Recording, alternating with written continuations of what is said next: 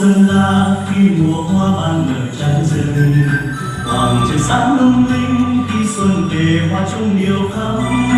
Vòng xoay tay trong tay dùng tiếng ca nghiêng ngả núi đồi, tình biết đưa bồng bùng diều cân đắm xanh người ơi.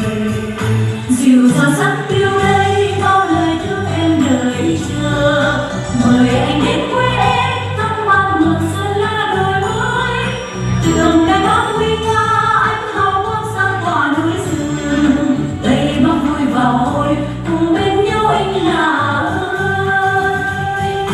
Kia dòng suối nhầm nga trôi cuốn mình bên phố mới, đây ngao cờ đầy uy nghi vẫn nhìn ngang đứng đó. vượt qua bao gian khó bên nhau thắm tô miền hoa ban. Mời anh đến cùng em hoa trong chiều đêm mỗi vòng xoay, anh trao lời nhớ. Xa rồi em gửi lời thương, Sơn La quê ta đó tim ngọc miền núi cao.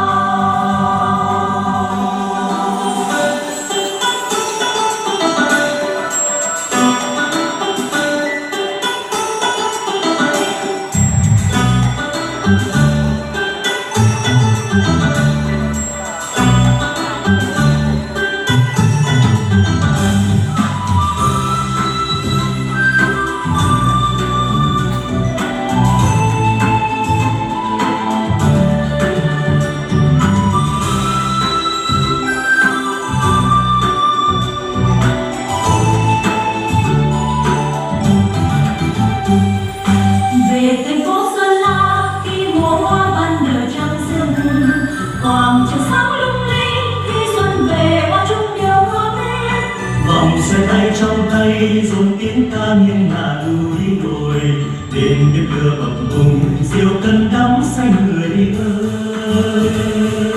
dịu dàng sắc tiêu đây bao lời thương em đợi chờ, mời anh đến quê em thăm mang mùa xuân la đồi mới. Đường đầy bao nguy nga anh hào quang sang tỏa núi rừng, đây bao vui và hồi cùng bên nhau anh là ơi. Kia dòng suối nằm la trôi cuốn mình bên phố mới, đây câu ca đầy uy nghi vẫn nhìn ngang đứng đó. Vượt qua bao gian khó bên nhau thắm tô miền hoa ban. Mời anh đến cùng em hoa trong chiếc đêm mỗi vòng xoay, anh trao lời nhớ. Xa rồi em gửi lời thương, Sơn La quê ta đó tiếng ngọc miền núi cao.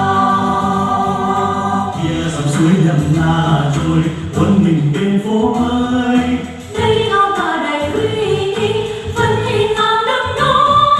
vượt qua bao gian khó bên nhau thắm tô miền hoa ban. Mời anh đến cùng em hoa trong chiều đêm mỗi vòng xoay, anh trao lời nhớ.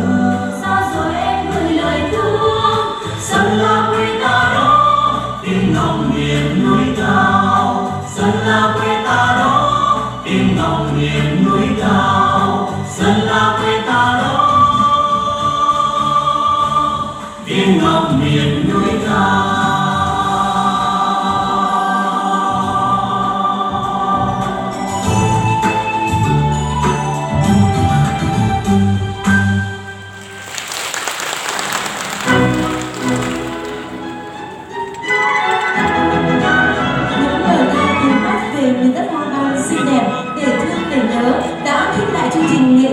Chào mừng lễ khai giảng năm học 2019-2020 của trường Cao đẳng Sơn La ngày hôm nay. Một lần nữa xin được gửi tới quý vị đại biểu khách quý, các thầy giáo cô giáo cùng toàn thể các em học sinh sinh viên lời kính chúc sức khỏe, thành công, hạnh phúc, chúc cho chặng đường mới của trường Cao đẳng Sơn La đạt được nhiều thắng lợi mới. Xin trân trọng cảm ơn.